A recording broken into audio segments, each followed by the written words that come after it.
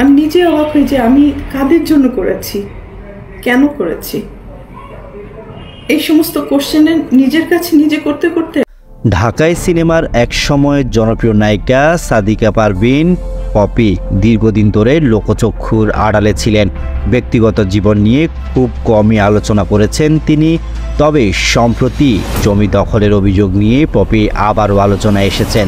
তার বিরুদ্ধে এই অভিযোগ তুলেছেন তার মা ও বোন। এই নিয়ে থানায় অভিযোগ দায়ের করা হয়েছে। এরপর ভিডিও বার্তায় এই বিষয়ে কথা বলেছেন পপি।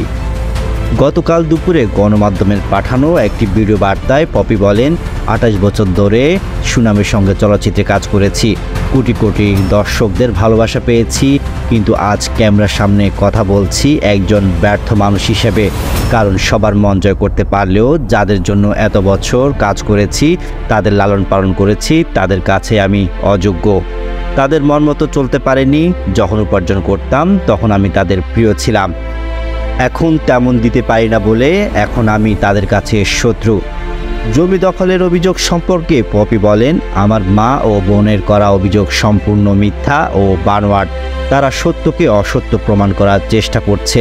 আমি একজন শিল্পী, ভূমিদস্যু নই। যাদের আমি সন্তানের মতো লালন পালন করেছি, তাদের জন্য আমার জীবনের সেরা সময় ব্যয় করেছি, কিন্তু এখন দেখছি তারা মানুষ হয়নি, বরং হিংস্র প্রাণীতে পরিণত হয়েছে। পপি আরও বলেন, আমার ভাই ও বোনেরা আমাকে শারীরিক ও মানসিক নির্যাতন করেছেন। তারা আমার টাকা চুরি করেছে এবং আমাকে মারার পরিকল্পনা করেছে। এমনকি আমাকে খুন করার জন্য খুনিটাকে টাকা দেওয়ার কথাও বলেছেন তারা। আমার উপার্জিত অর্থ দিয়ে কেনা সম্পত্তিগুলো আমার নামে নেই, সবই তাদের নামে। আমার নিজের বলতে কিছুই নেই, শুধু আমার জীবন ছাড়া।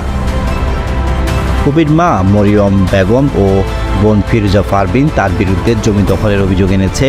গত সোমবার খুলনায় সোনারাঙ্গা মডেল থানায় এই বিষয়ে সাধারণ ডায়েরি করেছেন ফিরোজা পারভিন। থানা officers in charge OC Shafiqul Islam বিষয়টি নিশ্চিত করেছেন। পপির এই মর্মস্পর্শী ভিডিও বার্তা প্রকাশের পর সামাজিক যোগাযোগ মাধ্যমে ব্যাপক আলোচনা শুরু হয়েছে। অনেকে তার পাশে দাঁড়ানোর আহ্বান জানিয়েছেন, আবার কেউ কেউ বিষয়টি তদন্তের দাবি তুলেছেন।